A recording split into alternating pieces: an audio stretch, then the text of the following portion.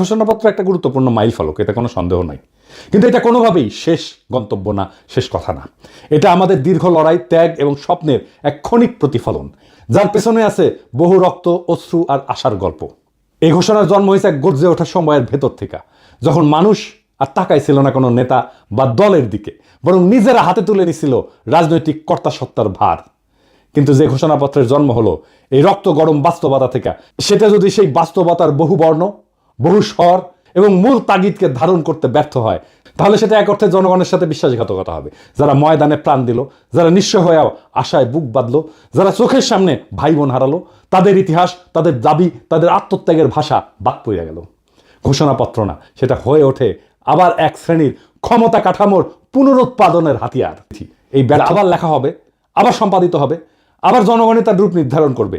এটাই হলো গণতন্ত্রের প্রকৃত চেহারা, যেখানে প্রত্যেকটা মানুষ শুধু ভোটার না, ইতিহাসের লেখক, যেখানে জনগণ শুধুই অনুসারী না, বরং রাষ্ট্র নির্মাণের কর্ণধার। আমরা যারা আজ প্রশ্ন করতেছি, সমালোচনা করতেছি, তারা কেউ এই প্রক্রিয়ার বাইরে না, বরং এই চর্চাই আগামী দিনের সুসংগঠিত, সুবিচার ভিত্তিক, ন্যায় ভিত্তিক, ইনসাফ ভিত্তিক বাংলাদেশের ভিত্তি করবে। বর্ষা বিপ্লব একদিনের ব্যাপার না, এই শুরু, শেষ না।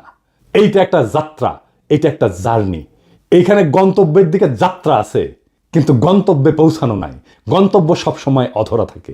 আমরা প্রত্যেক দিন একটু একটু করে অগ্রসর হই আরো ভালো, আরো প্রগতিশীল, আরো মানবিক আর একটা রাষ্ট্রের দিকে। এটাই আমাদের যাত্রা, এটাই আমাদের রাজনীতি, এটাই রাষ্ট্র গঠন। ইনকিলাব জিন্দাবাদ।